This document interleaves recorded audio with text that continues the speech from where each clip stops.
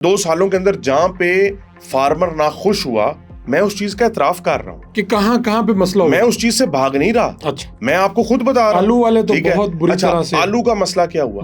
आलू की प्रोडक्शन पिछले साल से ज्यादा एग्रीकल्चर डिपार्टमेंट ने करवाई। ठीक है, इस चीज की तो शाबाश हमें किसी ने नहीं दी। ठीक है, टारगेट से भी अच्छी है अल्हम्दुलिल्लाह। प्रोडक्शन भी बेहतरीन हुई।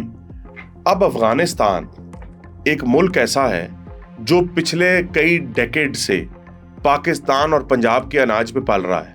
ना सिर्फ पल रहा है बल्कि पंजाब के अनाज को उधर ले जाकर कमीशन एजेंट बनकर डॉलरों में बेच रहा है। हम अपनी मर्जी से ठीक है उनको। सर, नहीं हम बेचते हैं लेकिन वो पल रहे हैं ना हमारे पे। अच्छा, जब पल रहे हैं, जब लेके जा रहे हैं, उनका सिलसिला रोजगार चल रहा है, वो डॉलरों पे बेच रहे हैं, बहुत अच्छी बात है। फिर उधर से हमारे पाक फौज के जवानों की मैयतें आ रही हैं। ठीक है, फिर इधर सिविलियंस के बच्चों को, बुजुर्गों को, माओ बहनों के अंदर बम ब्लास्ट हो रहे हैं। तो जब आर्मी ने एक असूली फैसला किया कि बॉर्डर क्लोजर होगा, तो नेटवर्क डिस्टर्ब हुआ। नेटवर्क क्यों डिस्टर्ब हुआ?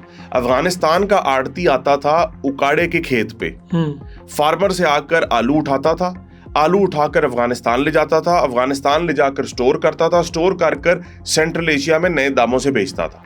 ठीक है, वो नेटवर्क टूट गया। जब वो नेटवर्क टूटा, उसी सेकंड वजीर आला पंजाब के नोटिस में ये बात आई। उन्होंने प्राइम मिनिस्टर ऑफ पाकिस्तान से बात की, उन्होंने इसहाक डार साहब, डिप्टी प्राइम मिनिस्टर साहब की सरबराही में कमेटी बनाई, कमेटी बनाकर ऑल्टरनेटिव रूट खोला ईरान का। ये सारी आलू अफगानिस्तान की बजाय ईरान जाए, क्योंकि असल में ये सब जिन्स जानी होती है सेंट्रल एशिया। ठीक तो अगर अफगानिस्तान का रूट बंद हो गया तो सेंट्रल एशिया पहुंचाने का तो वाया ईरान है। अच्छा, ईरान का रूट चल पड़ा। ईरान का रूट जब चला तो $55 मिलियन की वर्थ का सिट्रस ईरान के रूट से सेंट्रल एशिया गया। $55 मिलियन की वर्थ का सिट्रस ईरान के रूट से सेंट्रल एशिया गया। जब बारी आई आलू की, ईरान में जंग छिड़ गई। अब कुछ चीजें ऐसी होती हैं जो आपके इख्तियार में नहीं होती। कारोबार के अंदर हमेशा फायदा भी होता है, नुकसान भी होता है। ठीक है, अगर कहीं काश्तकार को नुकसान हुआ है तो वहां पे एक तरफ 350 अरब की इंटरेस्ट फ्री फाइनेंसिंग कि अच्छी चीज खरीद कर अच्छी फसल की पैदावार बढ़ाओ, दूसरी तरफ नुकसान का अजाला, तीसरी तरफ मैकेनाइजेशन, उसको जदीद करने के स्टेप्स। इसके अलावा अगर मैं आपको छोटे से फिगर्स करूं। अच्छा, मैं उससे पहले मैं एक बात करना चाहूंगा। अगर आप बात करें कि एग्रीकल्चर डिपार्टमेंट ने, अगर अब मैं छोटी सी वीट की बात करता हूं, तो आपको पता है कि आपकी वीट की यील्ड जो थी वो 30 से 33 मन पर बढ़ गई है। आपकी 30 सर, आपकी बेहतर जदीद तरीके से जब आप सोइंग करेंगे, अच्छी खाद लगाएंगे। जब मेरे पास समझे पैसा नहीं है तो मुझे मरियम नवाज शरीफ ने पैसा दिया तो मैंने डीएपी की बोरी लगाई तो मेरी पैदावार बढ़ी। मेरे पास ड्रिल नहीं है, मैं ब्रॉडकास्ट मतलब छट्टे से गंदम लगाता हूँ, मुझे सब्सिडी पे ड्रिल मशीन मिली, मैंने उससे सुपर सीडर मिला मुझे। आज 300 सुपर सीडर था, आज पंजाब में 10,000 सुपर सीडर है। तो जब आपको मिला तो आपने वो ड्रिल से सोइंग की, उससे पैदावार बढ़ी। अच्छा, पिछले टॉपिक से एक बात रह जाएगी, आलू वाले पे। आपने खुद भी आलू लगाया था? मैंने लगाया था। आपको भी नुकसान हुआ? बिल्कुल हुआ, जिस तरह सबको बिल्कुल हुआ। और स्पीकर पंजाब असेंबली कहीं बैठे थे तो वो भी बता रहे थे कि उनको भी बड़ा नुकसान पहुंचा आलू वाले। और उसमें आपने फिर बताया कि 2 मुल्कों का जिस तरह से रूट बंद हुए, क्या हुकूमत के पास कोई मुतबादिल नहीं? जिस तरह से ईरान या अफगानिस्तान सेंट्रल एशिया की मंडी में बेच रहा है डॉलर में, तो पाकिस्तान डायरेक्टली कुछ नहीं कर सकता? देखिए, उसके अंदर प्रॉब्लम ये है, वो बड़ी आपने अहम बात की है, फ्रेट चार्जेस हैं। ठीक है, अफगानिस्तान का जो रूट था उसके अंदर फ्रेट बहुत कम था। वो करीब पड़ता है सेंट्रल एशिया, जब वहान कॉरिडोर के थ्रू। ठीक है, जब ईरान से गया उसके अंदर फ्रेट कदरे ज्यादा था लेकिन रोड एक्सेस था। अब अगर आप डायरेक्ट यहाँ से उठाएंगे तो आपका पाकिस्तान का तो बॉर्डर सेंट्रल एशिया के साथ कहीं से भी नहीं लगता, तो आप फिर बाय एयर भेजेंगे। जब आप बाय एयर भेजेंगे तो उसकी कॉस्ट मल्टीप्लाई हो जाएगी। लेकिन हैविंग सेड दिस, आपने उज्बेकिस्तान, काज़ाकिस्तान, अज़रबैजान के साथ बकायदा उस दौर के अंदर जब ये क्राइसिस था, हमें chief minister Punjab actually engage करती थी लीडरशिप के साथ थ्रू फॉरेन ऑफिस डायरेक्टली, और हमें भेजते थे। कभी इस्लामाबाद हम जाते थे, कभी वो हमारे पास आते थे, कभी जूम मीटिंग्स होती थी कि हमारे ऑर्डर्स हों और वाया ईरान ही चले जाएं, तो ताकि उनकी डिमांड ज़्यादा से ज़्यादा आलू।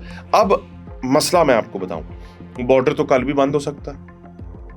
तो आलू तो पिट गया ना। अब हम महकमा ज़राअत, हुकूमत पंजाब, वजीर आला पंजाब इस चीज को बैठ के चुप करके बैठी नहीं है। अच्छा, उन्होंने एक प्रोग्राम निकाला।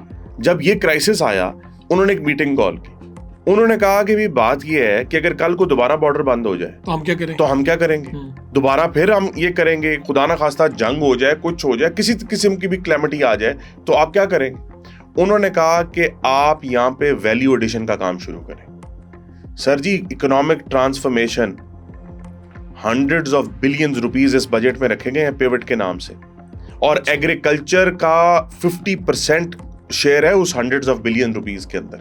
इस साल का शेयर अगर मैं आपको बताऊं तो क्लोज टू 70 बिलियन है। 70 बिलियन, ये मैं डेवलपमेंट नॉन डेवलपमेंट से हटकर बात कर रहा हूं।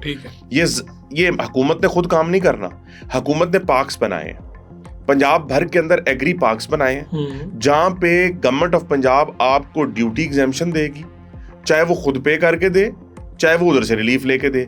आपको वन टाइम इंपोर्ट एग्जेम्पशन देगी, आपको interest free and subsidised rate पर फाइनेंसिंग देगी, ताकि प्राइवेट सेक्टर आए, छोटा आए या बड़ा आए, वो आए और आकर वैल्यू एडिशन के प्लांट्स लगाए। अब एग्रीकल्चर के अंदर हमने 3 चीजों को उठाया, पोटैटो क्रिस्प्स के लिए, पोटैटो फ्राइज के लिए, पोटैटो स्टार्च के लिए।